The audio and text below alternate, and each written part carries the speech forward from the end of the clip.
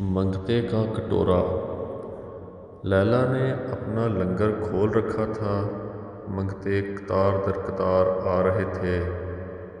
لیلا نوازتی جاتی، رخصت کرتی جاتی۔ ایک قطار میں مجنوں اپنا پیالہ لیے کسی سوالی کے پیچھے کھڑا ہو گیا۔ جب اس کی باری آئی، لیلا نے پہچان لیا، ہاتھ سے پیالہ جھٹک کر دیوار پہ دے مارا۔ منگتے لیلا کا مجنوں سے یہ رویہ دیکھ کر تلملا اٹھے۔ مجنوں پہ جملے کسنے لگے کہ تیری محبوبہ نے تجھے آج سر عام رسوا کر دیا۔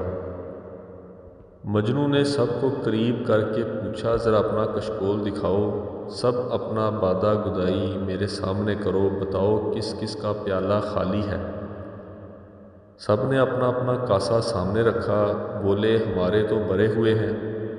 مجنوں نے فوراً کہا، ارے عقل کے اندھو، اگر میرا بھی بھرا ہوتا تو بتاؤ تم میں اور مجھ میں فرق کیا رہ جاتا۔ ادائے محبوب ہے، اس نے فرق روا رکھنے کے لیے تمہیں عطا کیا اور مجھے بھگا دیا۔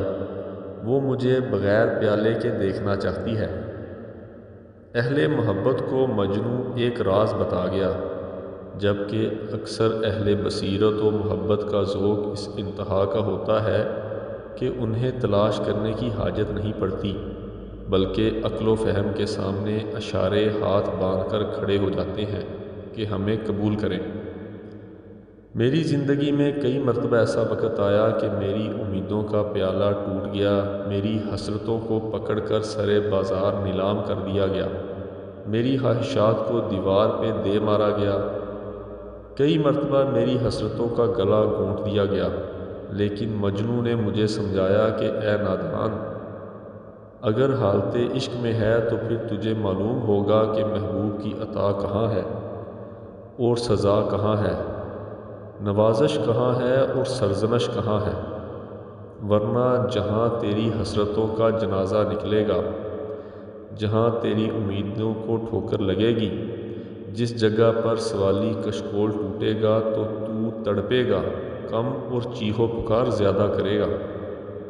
پھر بھی اگر سمجھ نہیں آ رہی کہ تیری زندگی کا کون سا سٹیج ہے، تجھے معلوم نہیں رہا کہ میرے ساتھ ہو کیا رہا ہے، تو اے خواہشات میں جکڑے انسان، یاد رکھ کبھی قدرت تیرے ہاتھ میں کاسہ گدائی دیکھنا نہیں چاہتی، تجھے سوالی کٹورے کے سوا دیکھنا چاہتی ہے۔